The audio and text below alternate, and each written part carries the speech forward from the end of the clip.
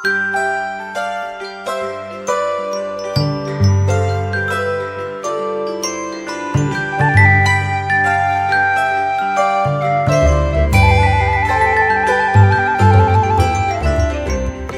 pagi sahabat GPIB dimanapun berada.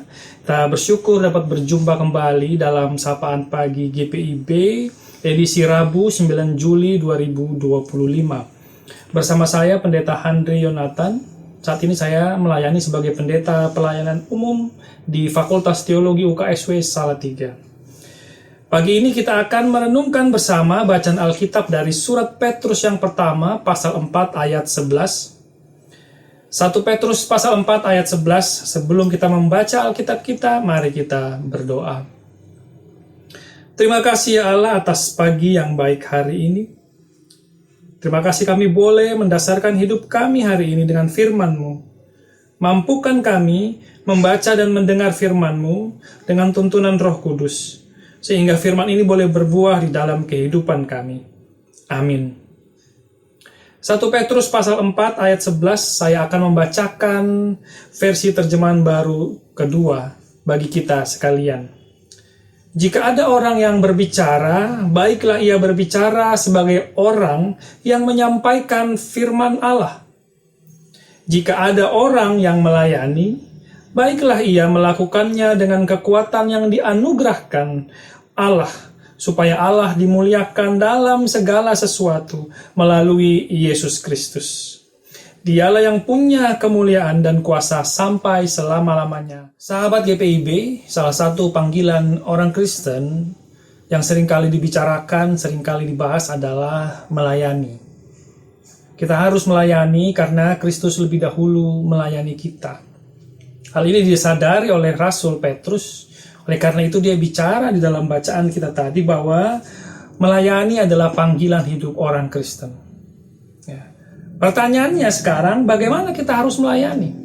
Di ayat 11 Petrus menunjukkan seperti apa orang Kristen harus melayani. Yang pertama, menurut Petrus kita harus menyadari bahwa panggilan kita sebagai orang Kristen adalah untuk menjadi saksi Tuhan.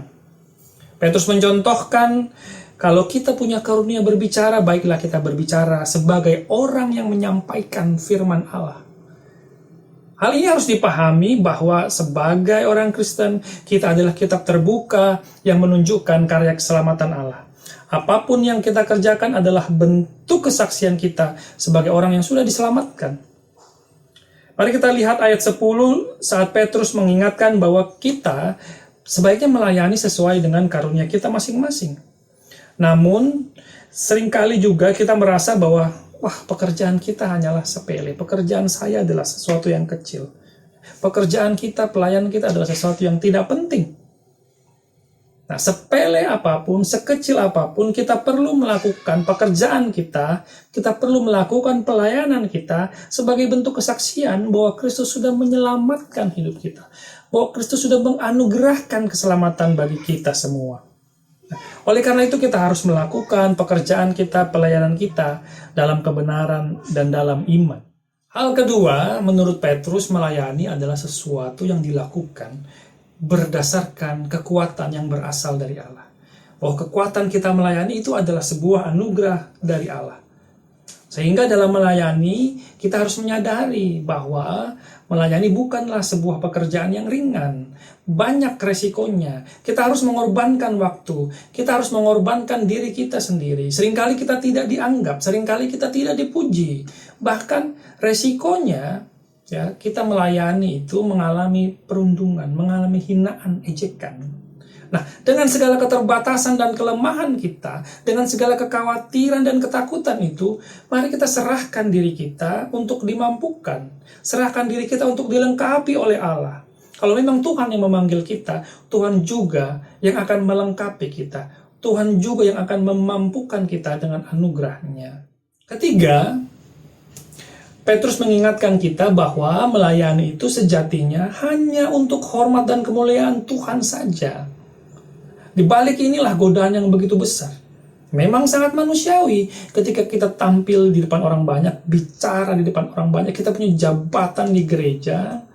Godaannya itu semua untuk kemegahan diri sendiri. Tetapi Di ayat 11, kalau kita baca kata melayani dalam bahasa Yunani itu berakar dari tugas rumah yang dianggap rendah. Oleh karena itu kita diingatkan bahwa pelayanan sejati itu berasal dari kerendahan hati, bukan dari pertunjukan kuasa. Petrus mau menegaskan kita melayani supaya Allah dimuliakan dalam segala sesuatu melalui Yesus Kristus. Tuhanlah yang punya kuasa, Tuhanlah yang punya kemuliaan di dalam kehidupan ini. Ketiga hal tadi menjadi renungan kita ketika kita mengawali hari ini. Kita punya panggilan untuk melayani dan bersaksi bagi Tuhan. Oleh karena itu kita perlu minta kekuatan dari Allah. Bukan dari tempat lain, bukan dari mana-mana, apalagi kekuatan diri sendiri. Sebab hidup kita hari ini dan seterusnya itu hanya untuk hormat dan kemuliaan Tuhan saja. Amin. Mari kita berdoa. Ajari kami menyadari bahwa kami dipanggil untuk melayani-Mu ya Allah. Biarlah setiap kerja layang kami boleh kami lakukan hanya untuk hormat dan kemuliaan Engkau. Oleh karena itu Tuhan, kami mengimani Engkau boleh menguatkan kami. Kami mengimani Tuhan senantiasa menganugerahkan kekuatan untuk senantiasa melayani. Bahkan hari ini Tuhan, ketika kami memulai kehidupan kami yang di rumah, kami yang akan bekerja, kami yang belajar, kami yang akan berlibur, apapun keadaan kami, mari Tuhan rengkuh kami dalam segala keterbatasan dan kelemahan kami. Demi Kristus Yesus yang sudah mengajar kami berdoa. Bapa kami yang di surga, dikuduskanlah nama-Mu. Datanglah kerajaan-Mu, jadilah kehendak-Mu di bumi seperti di surga. Beri kami hari ini makanan kami yang secukupnya. Ampunilah kesalahan kami, seperti kami juga mengampuni orang yang bersalah pada kami. Jangan bawa kami dalam pencobaan, tetapi lepaskan kami dari yang jahat. Karena Engkau yang punya kerajaan dan kuasa dan kemuliaan sampai selama-lamanya. Demikian sapaan pagi GPIB Rabu 9 Juli 2025. Tuhan senantiasa memberkati kita semua.